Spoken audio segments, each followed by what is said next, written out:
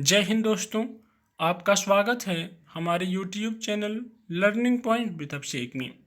अगर आप चैनल पर नए हैं तो चैनल को सब्सक्राइब कर लीजिए और बेल आइकन प्रेस कीजिए ताकि आपको डेली डिक्टेशन मिल सके।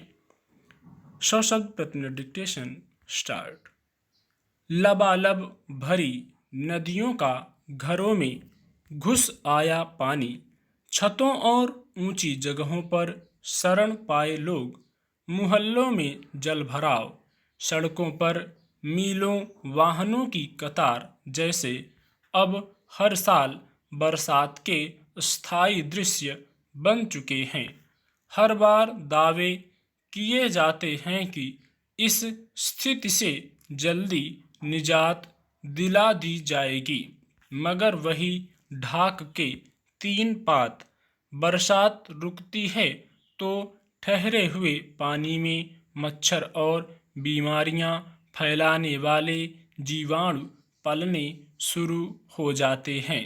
फिर शुरू होता है डेंगू, चिकनगुनिया, मलेरिया, दिमागी बुखार वगैरह का प्रकोप और उनसे पार पाने का सरकारी प्रयास। मगर इस समस्या से पार पाने के लिए जो बुनियादी तैयारियां होनी चाहिए उन पर कभी गंभीरता से ध्यान नहीं दिया जाता। मुंबई में पहली बारिश हुई तो वहां अफरा तफरी का माहौल बन गया। मोहल्लों में पानी भर गया, रेल की पटरियां डूबने लगीं। पटना और बिहार के दूसरे कई शहरों में घरों के भीतर पानी घुस आया। यही हाल दिल्ली की बारिश में देखने को मिल रहा है। अभी कोई तेज बारिश नहीं हुई है, यह तो शुरुआत है। यानी यह सिलसिला रुक रुक कर 1.5-2 महीने और चलना है। फिर बरसात बीतते ही इसकी व्यवस्था संभालने वाला महकमा निश्चिंत हो जाएगा। शहरों में जलभराव और नदियों में उफान की असल वजहें छिपी नहीं हैं। कायदे से बरसात से पहले शहरों के नालों और नालियों की सफाई हो जानी चाहिए। सड़कों के किनारे के जल निकासी के मुहानों का कचरा साफ हो जाना चाहिए, मगर इस मामले में नगर निगम लापरवाह ही दिखाई देते हैं। समय से सफाई न होने का नतीजा है कि नालियों में जमा अगलनीय कचरा पानी का निकास बाधित कर देता है। सड़कों के किनारे के जल निकासी के मुहाने बंद रहते हैं, इसलिए सड़कों पर जमा पानी निकल नहीं पाता। फिर मोहल्लों के लोग नाले नालियों के मैनहोल के ढक्कन उठा देते हैं, जो कई लोगों के लिए जानलेवा साबित होता है। ऐसा इस बार भी मुंबई की पहली बारिश में देखा गया। लंबे समय तक सड़कों पर पानी जमा रहने की वजह से सड़कें टूटनी शुरू हो जाती हैं, उन पर गड्ढे बन जाते हैं और पानी के भीतर पता ही नहीं चलता कि गड्ढे कहाँ हैं। इस तरह कई वाहन चालक उनमें गिरकर दुर्घटनाग्रस्त हो जाते हैं। फिर जल निकासी के आनन फानन इंतजाम किए जाते हैं, पर वे सब फौरी उपाय ही साबित होते हैं। दिल्ली में बरसात पानी का निकास न हो पाने की वजह से खड़ी मुसीबतों पर राजनीति भी शुरू हो जाती है।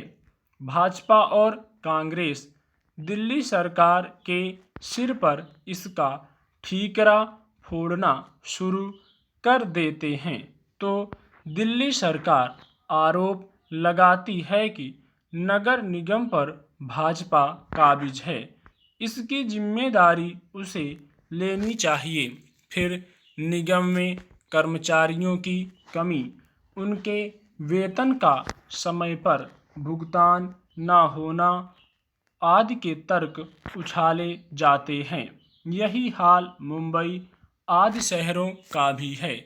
ये बहाने भी अस्थायी हो चुके हैं, जबकि महानगरों में साफ सफाई के लिए आधुनिक उपकरणों का इस्तेमाल होने लगा है।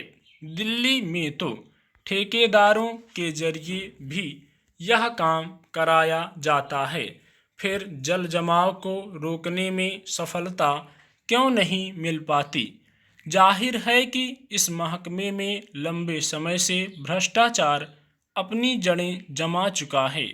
फिर पुरानी पड़ चुकी जल निकासी व्यवस्था को दुरुस्त करने के जो प्रयास होने चाहिए वे लंबे समय से नहीं हुए हैं।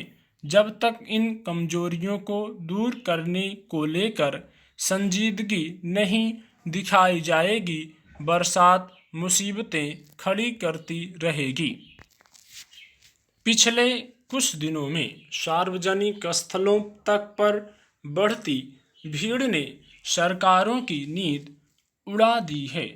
चिंता इस बात की है कि महामारी फिर ना फैल जाए। वैसे भी दूसरी लहर खत्म नहीं हुई है, बस फर्क इतना आया है कि प्रतिदिन संक्रमितों और मरने वालों की संख्या कम भर पड़ी है। कुछ दिनों से कम होते मामलों का यह मतलब कतई नहीं है कि अब महामारी खत्म हो गई है, बल्कि हकीकत तो यह है कि हालात अभी भी गंभीर हैं। देश भर में संक्रमण के कुल मामलों में 50% तो केरल और महाराष्ट्र से ही हैं। 74% देश के 10 राज्यों से हैं, जिनमें आंध्र प्रदेश, तेलंगाना और ओडिशा शामिल हैं। सबसे खराब हालत पूर्वोत्तर राज्यों की है, जहां संक्रमण घटाव पर नहीं बढ़त पर है। देश के जिन 80 जिलों में संक्रमण दर 10% से ऊपर बनी हुई है, उनमें आधे से ज़्यादा जिले तो पूर्वोत्तर राज्यों के ही हैं। ऐसे में कैसे मान लिया जाए कि अब देश से महामारी जाने को है और कोई खतरा नहीं रह गया है? हालांकि इस खतरे को भांपते हुए ही केंद्र सरकार ने राज्यों और केंद्र शासित प्रदेशों को फिर चेतावनी जारी कर दी है। इस चेतावनी में राज्य सरकारों से कहा है कि वे भीड़ जमा होने से रोकें और हमेशा की तरह यह भी कहा है कि महामारी से बचाव के लिए बने उपाय भी लागू हों। इनमें मास्क लगाने और सुरक्षित दूरी का पालन करवाने की बात भी दोहराई गई है। साथ ही लोगों की जांच, संक्रमितों के संपर्क में आने वालों का पता लगाना, इलाज और टीकाकरण में किसी तरह की ढील नहीं देने को कहा गया है। गौरतलब है कि मंगलवार को प्रधानमंत्री ने भी पूर्वोत्तर राज्यों के मुख्यमंत्रियों से बातचीत में तीसरी लहर को लेकर चेताया था। सच्चाई तो यह है कि जहां जहां भी हर स्तर पर लापरवाही बरती जा रही है, संक्रमण के मामले उन्हीं जगहों से ज़्यादा आ रहे हैं।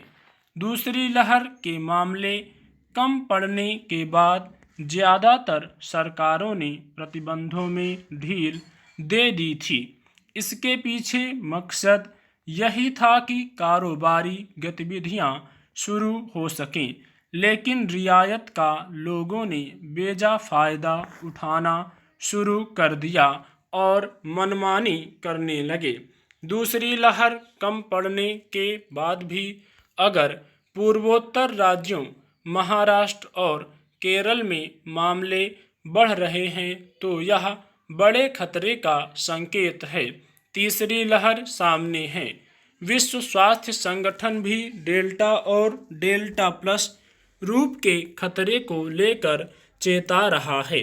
इस हकीकत पर भी गौर किया जाना चाहिए कि इस वक्त 104 देश डेल्टा की चपेट में हैं। भारत में दूसरी लहर का कारण भी इसे ही माना गया था। चिंता इसलिए और बढ़ जाती है कि कुछ दक्षिणी राज्यों में डेल्टा प्लस के मामले भी मिल चुके हैं। स्टॉप।